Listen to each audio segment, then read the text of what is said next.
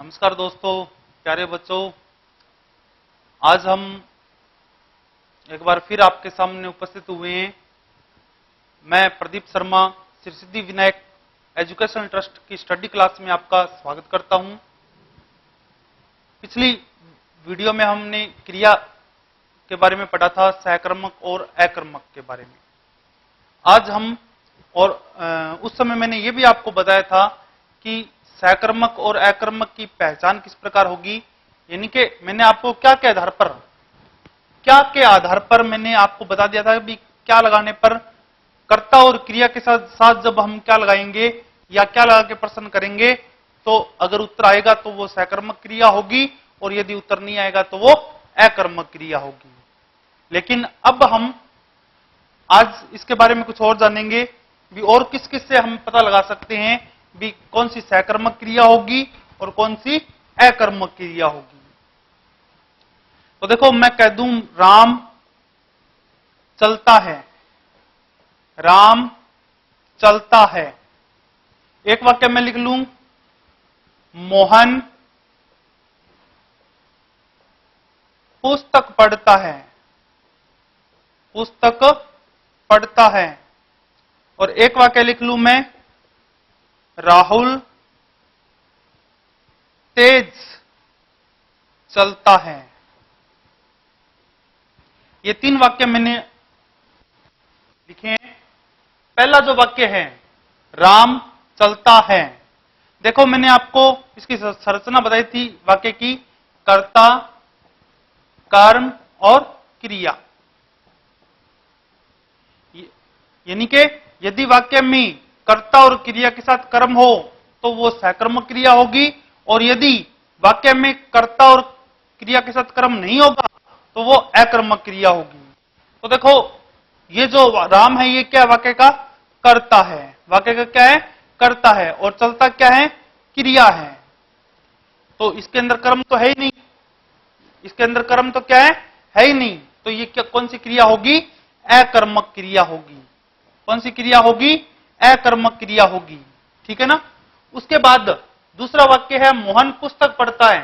तो मोहन वाक्य का क्या है कर्ता है और पढ़ता क्या है क्रिया है, ठीक है ना। और पुस्तक क्या है कर्म है। तो इसमें कर्म है, इसका मतलब ये क्या होगा, इसमें वाक्य में सहकर्मक क्रिया होगी। कौन सी क्रिया होगी सहकर्मक क्रिया होगी, ठीक है ना। और राहुल तेज चलता है, इसमें भी राहुल क्या है वाक्य का कर्ता है, चलता ये क्या है क्रिया है।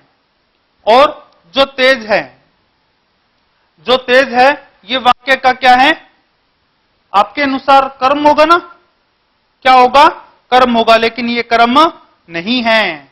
ये क्या है कर्म नहीं है, क्योंकि देखो जब ये जो दोनों होते हैं इसमें ये क्या होते हैं कारक होते हैं, क्या होते हैं कारक होते हैं, ठीक है ना। कर्ता और कर्म दोनों क्या होते हैं कारक होते हैं, ठीक है ना। और जो क्रिया होती है वो क्रिया होती है, या फिर हम इसे धातु कह सकते हैं, ठीक है ना। इसे हम क्या कह सकते हैं धातु कह सकते हैं, ठीक है ना।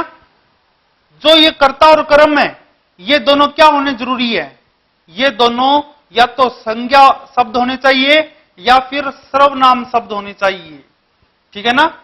जो कारक है, ठीक है ना, कर्ता और कर्म के रूप में जो आ रहे हैं वो या तो संज्ञा शब्द होंगे या फिर क्या है सर्वनाम शब्द होंगे, क्योंकि कारक है और कारक संज्ञा और सर्वनाम ही होते हैं, ठीक है ना। अब संज्ञा और सर्वनाम होंगे तो वो कर्ता और कर्म होगा, अन्यथा वो कर्ता और कर्म नहीं होगा। जैसे यहां पर जो ये तेज शब्द है, ठीक है ना, तेज शब्द है, ये यहां पर क्या नहीं है, न तो संज्ञा है और न सर्वनाम है, क्योंकि संज्ञा शब्दों को बदल सकते हैं। जैसे हम देखो पुस्तक शब्द है, पुस्तक का हम केम भी कर सकते हैं, ठीक है ना, कौम भी कर सकते हैं, लेकिन तेज को हम तेजी, तेजा, तेजो इस प्रकार में नहीं बदल सकते, इस प्रकार हम इसको नहीं बदल सकते, ठीक है ना। इसलिए यहां पर ये कर्म नहीं है, ये क्या होगा, ये तेज जो शब्द है ये क्रिया विशेषण है। क्या है क्रिया विशेषण है, ठीक है ना, ये क्रिया विशेषण है, इसलिए इसमें कौन सी क्रिया होगी अकर्मक क्रिया होगी। कौन सी क्रिया होगी? अकर्मक क्रिया होगी। ठीक है ना, अकर्मक क्रिया होगी। तो ये है दूसरा नियम सकर्मक और अकर्मक को समझने का। पहला हमने आपको क्या के आधार पर समझाया था कि क्या लगा के जब हम कर्ता और क्रिया के साथ क्या लगाएंगे, ठीक है ना, तो प्रश्न का उत्तर आएगा, तो वहां सकर्मक क्रिया होगी, और उत्तर नहीं आएगा तो वहां अकर्मक क्रिया होगी। और दूसरा नियम यह है कि यदि कर्ता कर्म और क्रिया तीनों है हमारे पास तो सकर्मक क्रिया होगी, और ये तीनों नहीं है तो अकर्मक क्रिया होगी। सबसे पहले आप इसका स्क्रीनशॉट लीजिए, फिर हम तीसरे नियम पर चलते हैं कि सकर्मक और अकर्मक और किस प्रकार हम पहचान कर सकते हैं।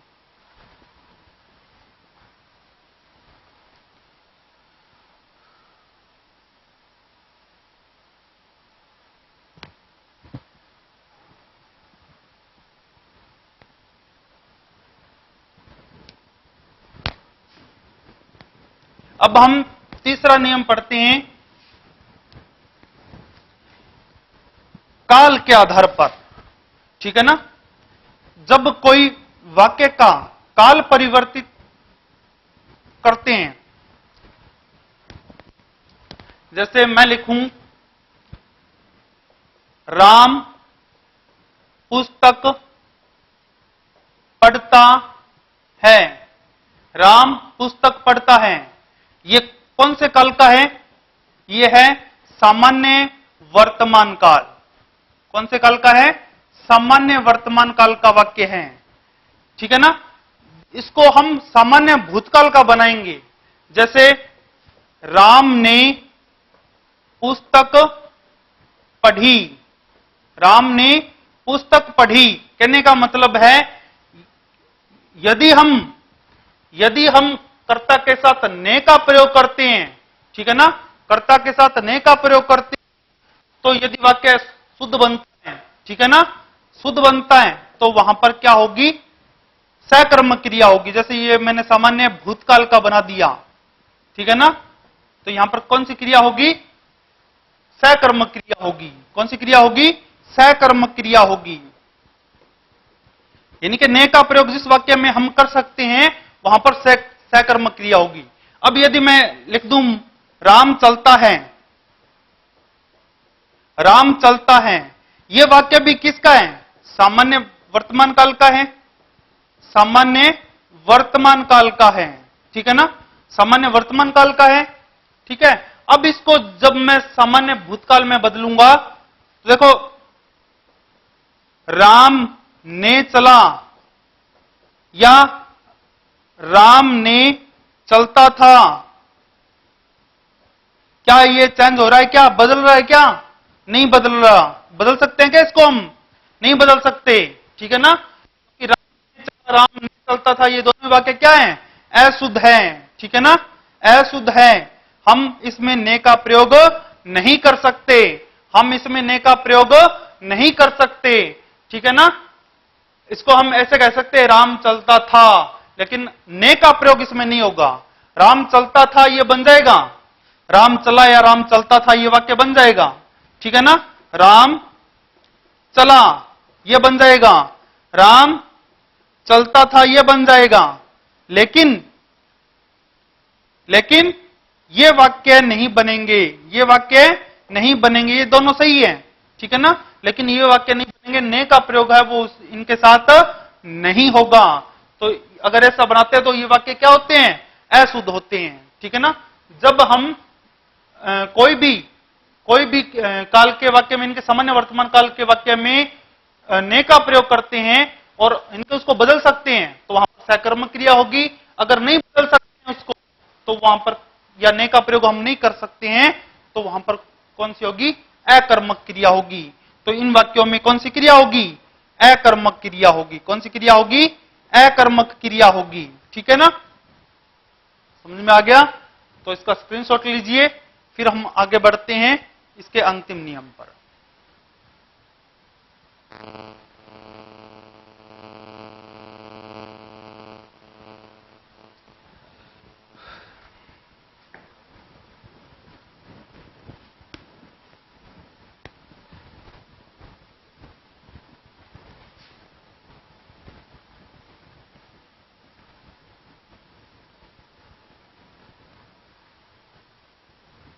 इसका अंतिम नियम में देखो, राम ने सीता को देखा, राम ने सीता को देखा, यानी कि जब कर्ता के साथ ने विभक्ति का प्रयोग और कर्म के साथ को विभक्ति का प्रयोग हो जाता है, ठीक है ना, तो वहां पर हमेशा सकर्म क्रिया होती है। कौन सी क्रिया होती है?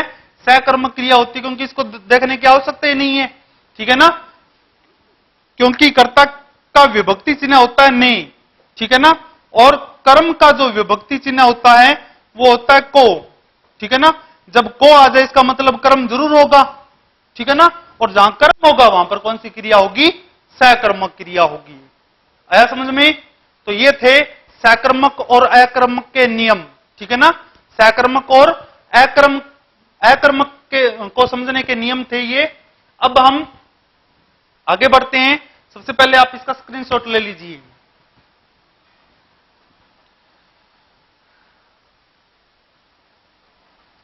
एक चीज मैं आपको बता दूं कि ये जो को है, ये जो को है, ये एक वाक्य शुद्धि का नियम यहां पर आता है।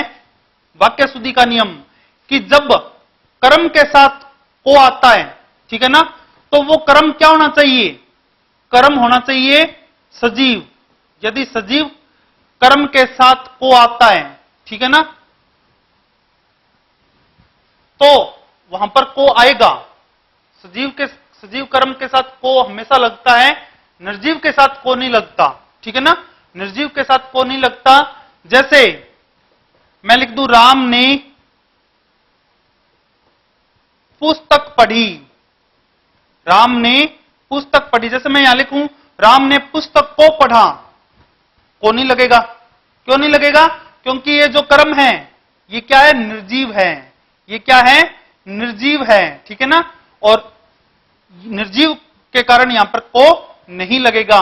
जबकि यदि सजीव को आ जाता है, सजीव के साथ को आ जाता है, कर्म सजीव और उसके साथ को आ जाता है, तो वहां पर क्या है? वाक्य शुद्ध माना जाएगा। और निर्जीव के साथ यदि को लगा दिया तो वाक्य क्या माना जाएगा? अशुद्ध माना जाएगा, ठीक है ना। ध्यान रखना, ये वाक्य दोनों ही क्या है? शुद्ध है। ये वाक्य दोनों ही क्या है? शुद्ध है। लेकिन अगर हम इसको ऐसे लिखेंगे कि राम ने पुस्तक को पढ़ा, को पढ़ा, तो वाक्य क्या बन जाएगा? अशुद्ध बन जाएगा। क्या बन जाएगा? अशुद्ध बन जाएगा, ठीक है ना। तो ये एक वाक्य शुद्धि का नियम था, ठीक है ना। वाक्य शुद्धि का क्या था? नियम था। ये फिर को का प्रयोग है वो नहीं होगा, ठीक है ना, को का प्रयोग है वो नहीं होगा। लेकिन दो क्रियाएं होती है, एक होती है बजाना और एक होती है बढ़ाना। ये जो दो क्रियाएं हैं, ठीक है ना, इनके साथ कर्म चाहे सजीव हो या कर्म निर्जीव हो, दोनों ही कारणों में, ठीक है ना, दोनों ही कारणों में, चाहे कर्म सजीव हो चाहे कर्म क्या हो? निर्जीव हो, इन दोनों ही कारणों में इसके साथ हम को लगाते हैं। क्या लगाते हैं? को का प्रयोग करेंगे, ठीक है ना, को का प्रयोग करेंगे। इसमें सजीव और निर्जीव नहीं देखना इन दोनों क्रियाओं के साथ कि कर्म है वो सजीव है अथवा निर्जीव है। इसमें दोनों के साथ ही हम दोनों ही कारणों में को का प्रयोग करेंगे। तो आप इसका अब स्क्रीनशॉट लीजिए, फिर हम आगे बढ़ेंगे।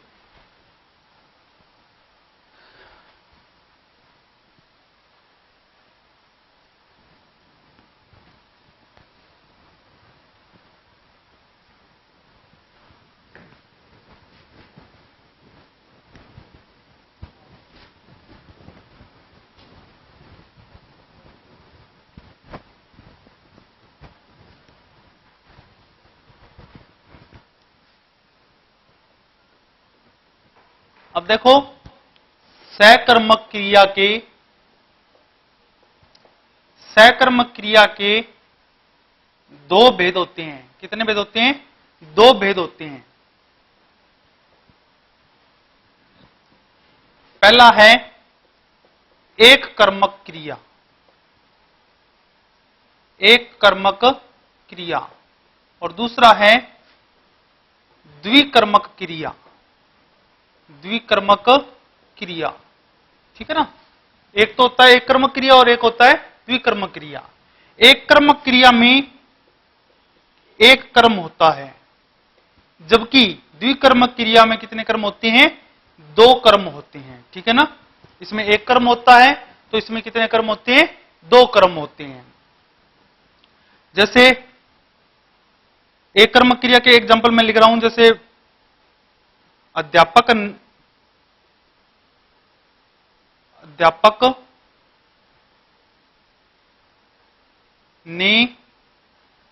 ने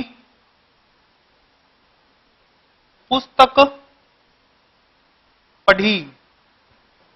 अध्यापक ने पुस्तक पढ़ी। दूसरा मैं लिख रहा हूं, अध्यापक ने छात्रों को पढ़ाया। छात्रों को पढ़ाया। अब देखो, पहला है अध्यापक, तो यहां पर अध्यापक वाक्य का क्या है? कर्ता, ठीक है ना। पढ़ी क्या है? क्रिया। पढ़ी क्या है? क्रिया, ठीक है ना। अब पुस्तक क्या हो गया यहां पर? कर्म। क्या हो गया? कर्म। तो मैंने कहा एक कर्म, तो इसमें एक ही कर्म है, इसलिए कौन सी क्रिया होगी? एक कर्मक क्रिया होगी। कौन सी क्रिया होगी? एक कर्मक क्रिया होगी। दूसरा वाक्य है अध्यापक, वाक्य क्या है? कर्ता, ठीक है ना। उसका में पढ़ाया क्या है? क्रिया, ठीक है ना। तो यहां पर कर्ता के साथ ने विभक्ति का प्रयोग हुआ है और कर्म के साथ को विभक्ति का प्रयोग हुआ है। तो को आया हुआ है, इसका मतलब ये क्या है? कर्म है, ठीक है ना। तो यहां पर भी कितने कर्म है? एक ही कर्म है। इसका मतलब यहां पर भी कौन सी क्रिया हुई? एक कर्मक क्रिया, ठीक है ना। इन दोनों वाक्यों में कौन सी क्रिया होगी? एक कर्मक क्रिया होगी। अब हम चलते हैं द्विकर्मक क्रिया पर। इन्हीं दोनों वाक्यों को मैं जोड़ दूं, अध्यापक ने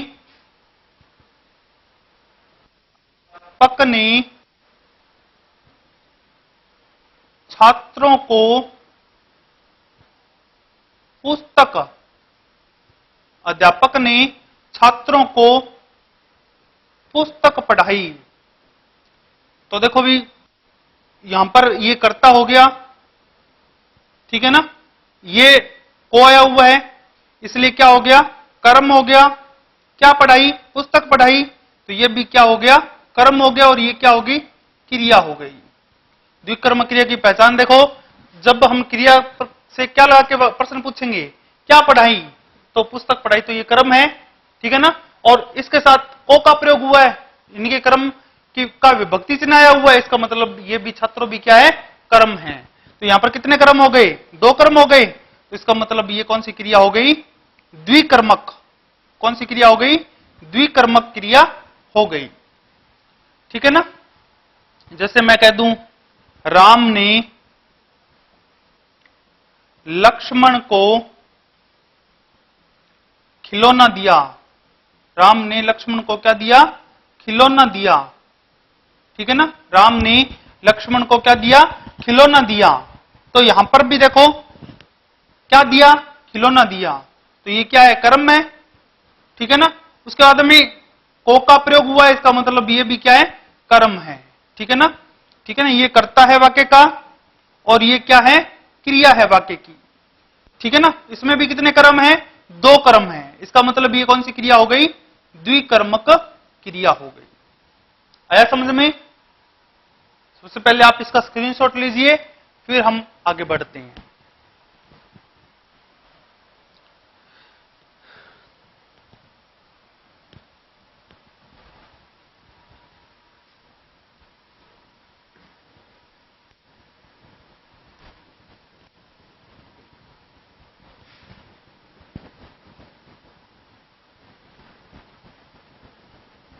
अब हम आगे बढ़ेंगे। आगे जो है वो एक इसमें अपवाद है, उसके बारे में हम चर्चा कर लेते हैं।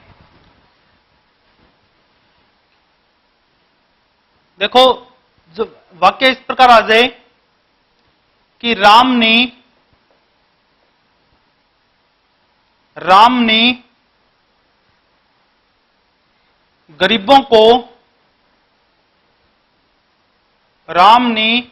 गरीबों को कंबल दान दिए। ध्यान रखना, जब कोई चीज किसी को हमेशा के लिए दे दी जाती है, इनके जैसे कोई पुरस्कार दिया जाता है, कोई इनाम दिया जाता है, या कोई चीज दान में दी जाती है, तो वहां हमेशा को का प्रयोग है वो संप्रदान के लिए होता है। ध्यान रखना, किसका प्रयोग होता है? संप्रदान कारक माना जाता है को। ठीक है ना? तो यहां पर देखो, राम क्या है? वाक्य का कर्ता है। ठीक है ना? दान दिए क्या? कंबल। ये वाक्य क्या हो गया? कर्म। और ये क्या हो गया? क्रिया। ठीक है ना? दान देना क्या हो गया? क्रिया। और राम क्या हो गया? कर्ता। अब हिसाब से तो ये बनता है द्विकर्म क्रिया का वाक्य है। ठीक है ना? क्योंकि यहां पर को है वो किसका विभक्ति चिन्ह है? कर्म का। ठीक है ना? लेकिन यहां पर ध्यान रखना, जब किसी को कोई उपहार दिया जाता है, किसी को दान दिया जाता है, ठीक है ना, जो हमेशा के लिए उसको दे दिया जाता है, तो वहां पर इनके देखकर वापस नहीं लिया जा सकता। वहां पर यहां क्या माना जाता है? संप्रदान कारक माना जाता है। ये को विभक्ति चिन्ह है, ये किसका माना जाता है? संप्रदान कारक का माना जाता है। इसलिए गरीबों यहां पर क्या हुआ? संप्रदान कारक हुआ, इन्हें कर्म नहीं हुआ। फिर ये क्या हुआ? संप्रदान कारक हुआ। ठीक है ना? और संप्रदान कारक हुआ तो इसमें कर्म कितने रह गए? एक। कर्म कितने रह गए? एक रह गया। ठीक है ना? इसलिए इसमें द्विकर्म क्रिया नहीं होगी, इसमें क्या होगी? एक कर्म क्रिया होगी। क्या होगी? एक कर्म क्रिया होगी। इस वाक्य में द्विकर्म क्रिया नहीं होगी। क्या होगी? एक कर्म क्रिया होगी। दोबारा सुन लो ध्यान से कि मैंने लिखा है राम ने गरीबों को कंबल दान दिए। ठीक है ना? इसमें राम है वो वाक्य का कर्ता है, कंबल है वो वाक्य का कर्म है, और दान दिए, इनके दान देना ये क्या है? क्रिया है। अब क्या दान दिया? कंबल। तो ये तो पहला कर्म हो गया।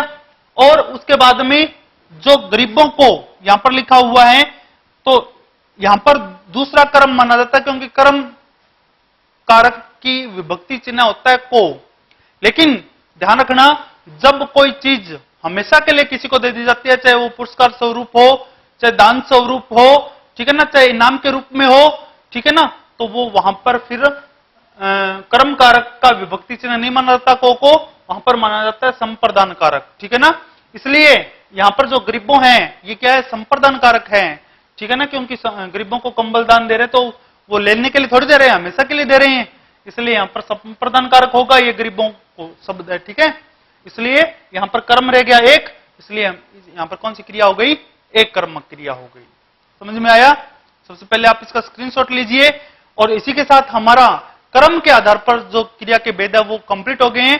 अब हम आगे बढ़ेंगे।